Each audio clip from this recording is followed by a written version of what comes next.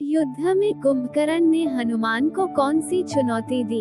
लंका में रामायण काल का युद्ध भीषण रूप ले चुका था। रावण की राक्षसी सेना के अनेक महारथी वीरगति को प्राप्त हो चुके थे।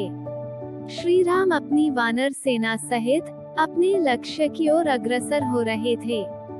जिस वानर सेना को रावण ने हल्के में लिया था, उसी वानर सेना ने रावण को विकट अवस्था में लाकर खड़ा कर दिया था। इस परिस्थिति में रावण को अपने छोटे भाई कुंभकर्ण की याद आई, पर ब्रह्मदेव के वरदान के प्रभाव से कुंभकर्ण अपने 6 मास के निद्रा काल में लीन था। बड़े प्रयासों के बाद कुंभकर्ण को जगाया गया। रावण ने कुंभकर्ण को पूरी स्थिति से अवगत कराया। रावण द्वारा किए गए अनिष्ट कर्म से कुंभकर्ण बहुत क्रोधित हुआ। उसने रावण को खूब खरी खोटी सुनाई, पर बड़े भाई की सहायता करना ही अपना कर्तव्य मानकर कुंभकर्ण रणभूमि में उतर गया। जैसे ही कुंभकर्ण रणभूमि पहुंचा, उसकी विशाल काया देखकर वानर सेना में हड़कंप मच गया।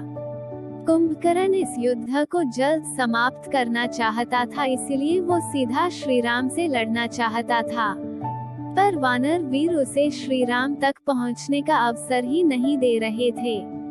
सबसे पहले नल ने कुंभकर्ण का रास्ता रोकने का प्रयास किया, पर वह सफल न हो पाया। उसके उपरांत एक एक करके नील और द्विविंद ने उसे श्री राम से दूर रखने के लिए अपना पूरा जोर लगा दिया, पर वे भी कुंभकर्ण के आगे टिक नहीं पाए। सुग्रीव और अंगद दोनों ने एक साथ मिलकर कुंभकर्ण पर हमला बोल दिया। इससे कुंभकर्ण जरा सा विचलित तो हुआ, पर जल्द ही वो वहां से आगे बढ़ने में सफल हो पाया। तब वृक्षराज जामवंत ने कुंभकर्ण पर एक भीषण मुष्टि प्रहार किया, जिससे कुंभकर्ण थोड़ी देर रुका और उसने जामवंत के बल की प्रशंसा की, किंतु वानर सेना का संहार जारी रखा। कुंभकर्ण जैसे विनाशक योद्धा को रोकने का सामर्थ्य सिर्फ हनुमान में है, ये जानकर जामवंत ने हनुमान से कुंभकर्ण का मुकाबला करने को कहा। महाबली हनुमान असीम बल के स्वामी थे। उन्होंने युद्ध के लिए कुंभकर्ण को ललकारा।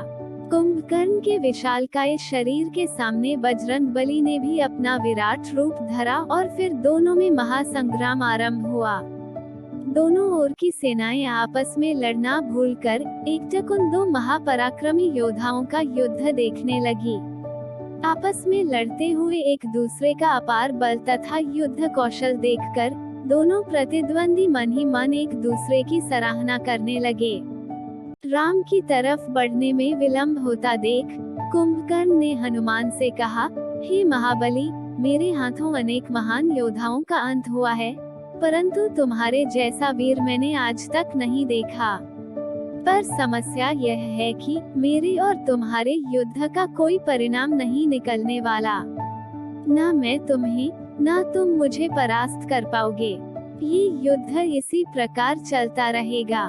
मेरी तुमसे कोई व्यक्तिगत शत्रुता नहीं है, मैं बस राम का वध करना चाहता हूँ, इसीलिए मेरा रास्ता छोड़ो, मुझे मेरे लक्ष्य की तरफ बढ़ने दो। तब हनुमान ने कहा, हे वीर, मेरा हर कदम मेरे प्रभु की तरफ पड़ता है, इसलिए श्री राम तक पहुँचने वाले हर रास्ते पर तुम्हारा सामना मुझसे होगा। तुम मुझे सदा सर्वदा श्री राम के समक्ष ही पाओगे, तो यह असंभव सी बातें न करो और वापस लौट जाओ। हनुमान जी का उत्तर सुनकर कुंभकर्ण उत्तेजित हो उठा। दोनों के युद्ध ने उग्र रूप ले लिया। तब कुंभकर्ण ने एक त्रिशूल हनुमान पर फेंका, जिसे हनुमान ने बीच में ही पकड़कर तोड़ दिया। इस पर कुंभकर्ण ने हतप्रभ होते हुए कहा, असंभव, ये त्रिशूल भगवान शंकर के त्रिशूल के समतुल्य ही था, जिसे तुमने तोड़ दिया। तुम अवश्य ही रुद्रावतार हो। तब हनुमान ने क्रोधित हो कहा, सावधान, मेरी छोड़, बचा सकता है तो खुद को मेरे प्रहार से बचा, वरना आज तेरा अंत निश्चित है। ऐसे कहते हुए हनुमान ने अपने अपार बल से वहीं पास में स्थित एक पर्वत को ही उखाड़ लिया। कुंभकर्ण ने हनुमान का ऐसा पराक्रम देखकर पुनः उनकी प्रशंसा करते हुए कहा, धन्य हो, तुम वाकई में सर्वश्रेष्ठ वीर हो। मैं वचन देता हूँ कि यदि मैं तुम्हारे इस प्रहार से जरा सा भी विचलित हुआ तो ये रणभूमि छोड़कर वापस चला जाऊंगा, अन्यथा आज मेरे हाथों राम नहीं बच पाएगा। कुंभकर्ण की ऐसी चुनौती सुनकर हनुमान ने अपनी पूरी शक्ति से वो पर्वत कुंभकर्ण की ओर फेंका, किंतु आश्चर्य, कुंभकर्ण अपने स्थान से तनिक भी नहीं हिला, अपितु कुंभकर्ण के वज्र समान काया से टकराकर वो पर्वत टुकड़ों में बिखर गया। ऐसे विलक्षण योद्धा को देखकर हनुमान भी कुंभकर्ण की प्रशंसा किए बिना नहीं रह सके।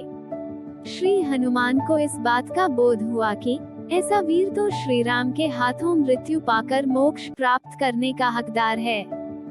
यही सोचकर बजरंगबली कुंभकर्ण के रास्ते से हट गए।